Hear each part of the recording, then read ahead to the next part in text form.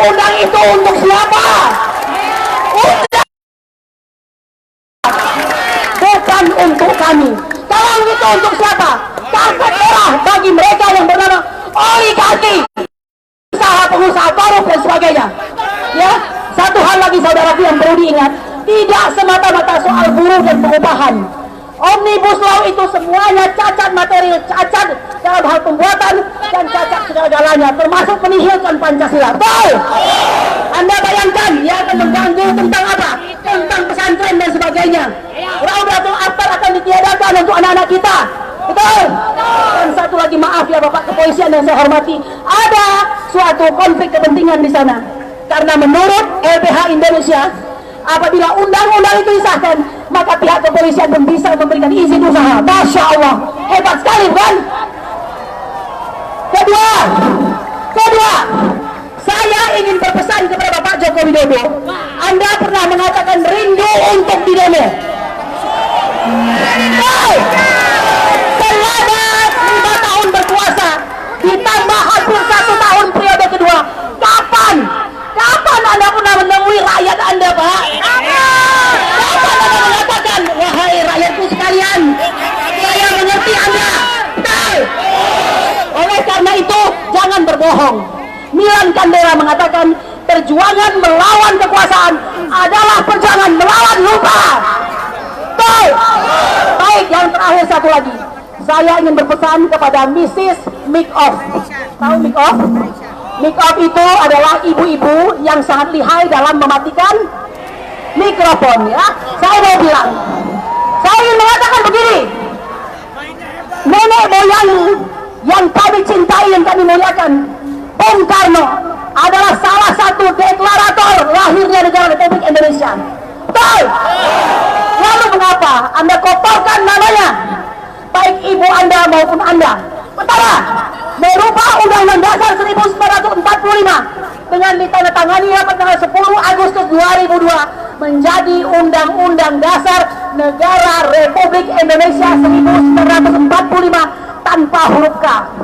Tahukah Anda tanpa huruf K? Itu sangat berbahaya. Karena kesatuan, betul. Yang memperjuangkan adalah kakeknya, ayahnya sendiri, Bung Karno bersama Bung Hatta dan semua para bapak bangsa lainnya. Dia hapuskan itu K itu tersebut, ya.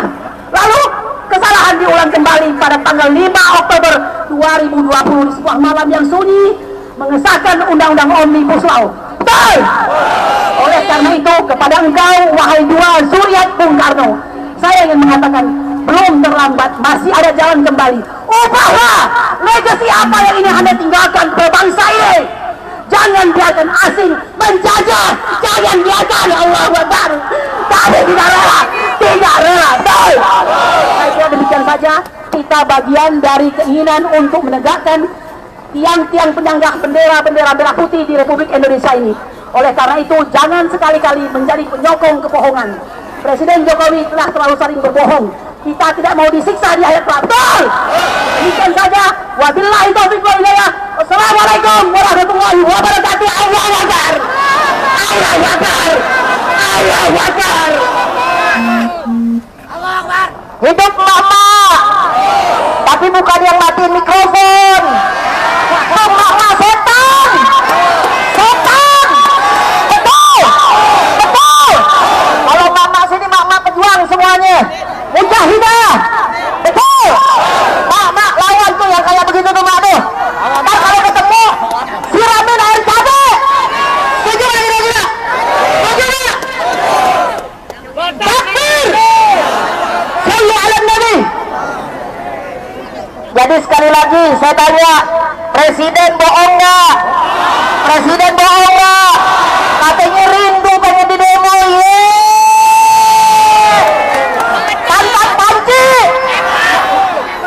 katanya ngeliat bebek di sana ngapain? Oh, rakyatnya nungguin.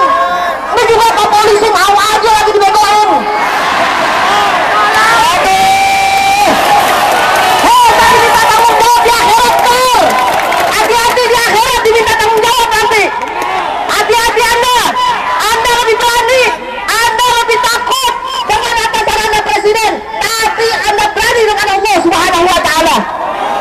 Ingat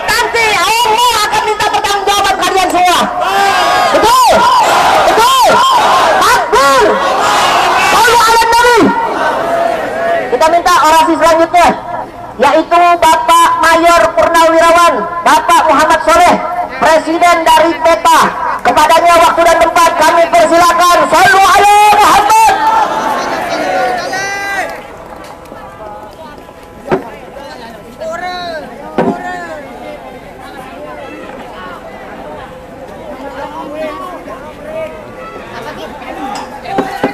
Bismillahirrahmanirrahim. Assalamualaikum warahmatullahi wabarakatuh. Allahu Akbar. Allahu Akbar. Allahu Akbar. Baik, saudara-saudaraku semuanya, tujuan kita ke sini adalah dalam rangka mencari undang-undang Omnibus Law. Benar. Sebelum saya lanjut, saya memberi pesan kepada sahabatku semua yang hadir di sini. Yang pertama, jangan sekali-sekali melawan aparat, baik Polri maupun TNI yang sedang bertugas menjaga kita. Setuju? Yang kedua, jika ada polisi di tengah-tengah kita, tangkap dan serahkan ke pihak yang berwajib. Sepakat? Baik, kita sudah lihat semua sahabat-sahabat di seluruh Indonesia tim menuntut haknya di bidang klaster ketenaga kerjaan. Mahasiswa demo di seluruh Indonesia dalam rangka mendukung kegiatan BIM, yaitu klaster ketenaga kerjaan. Di sini saya berbicara, semoga Presiden Republik Indonesia, semoga Panglima TNI dan seluruh tentara aktif di Indonesia, semoga Kapolri dan seluruh polisi aktif di negara kesatuan Republik Indonesia. Jumlah tentara kita adalah 800.000 orang. Jumlah polisi aktif kita adalah 470.000 orang. Ini yang gajinya dari rakyat. Betul? Saya mantan tentara. Saya pernah jadi pengamanan Freeport. Saya komandan Subsatgas TNI Freeport. Saya membawa pasukan darat, laut dan udara. Di situ saya menyaksikan perampokan sumber daya alam oleh Amerika dan sebetulnya, dan angkat jadi dari ini. Itu yang membuat saya mundur dari TNI. Itu yang pertama. Yang kedua, Presiden Republik Indonesia pernah mengatakan permudah investor asing masuk ke negeri ini. Caranya adalah ada di dalam undang-undang Omnibus Law. Apa yang terjadi jika itu dipilih lebar, saudaraku? Saya lihatkan Freeport itu luasnya puluhan ribu hektar, dikuasai oleh Amerika dan sebetulnya. Pribumi tidak boleh bangun rumah di atas tanah itu. Saya pernah di Kalimantan Barat, dari Kalimantan Timur, Kabupaten Kutai Barat. Di sana ada perusahaan asing menguasai sekian ribu hektar tanah. Pribumi tidak boleh masuk ke tanah itu. Di Sumatera, termasuk di Taragogot, ini masih menggunakan undang-undang yang lama. Jika undang-undang Omnibus Law ini diperlakukan, saudaraku, maka akan semakin sempit jumlah tanah di negeri ini. Jika tanah kita semakin sempit, sedangkan kita terus bertambah jumlahnya, maka kemana generasi kita di masa datang? Dia akan menjadi bulat. Mereka mengatakan permudah bangsa masuk ke sini dengan harapan buka lapangan kerja. Bagi kami, solusi melibatkan rakyat sebagai investor di dalam membangun pabrik-pabrik, di dalam menambah emas ini, agar setiap bulan rakyat bisa menerima uang dari hasil tambang di negeri ini. Setuju? Setuju? Seharusnya anggota dewan maupun eksekutif menggodok undang-undang seperti itu, bukan hutang ke luar negeri, saja masuk ke negeri ini, saudara-saudaraku. Pabrik Honda Astrea di Cikarang itu modalnya 3,3 triliun, luas tanah 84 hektar. Mereka memproduksi motor 1,1 juta unit motor per tahun. Jika mereka mengambil keuntungan 1 juta rupiah per motor, berarti keuntungan mereka adalah 1,1 triliun per tahun. Artinya 3 tahun mereka sudah balik modal. Sudah berapa lama Honda bercokol di negeri ini?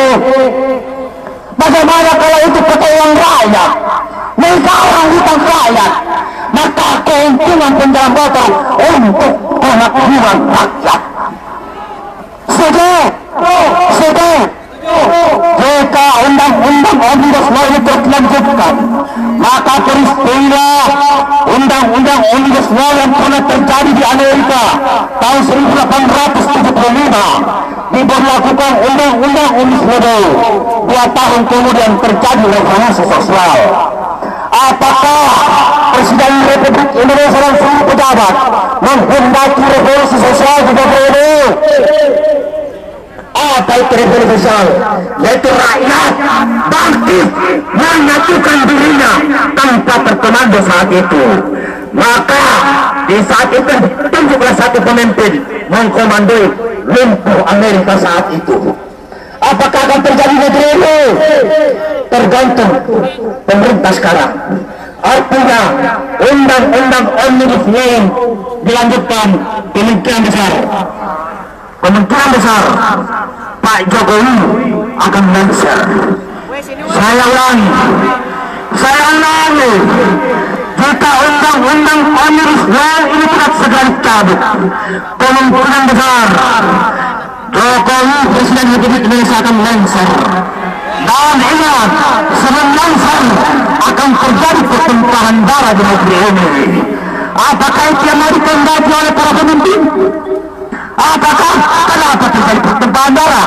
Karena banyak yang kelaparan di negeri ini. Mereka berpikir lebih baik mati perang saudara daripada mati kelaparan di atas tanah air yang kaya ini.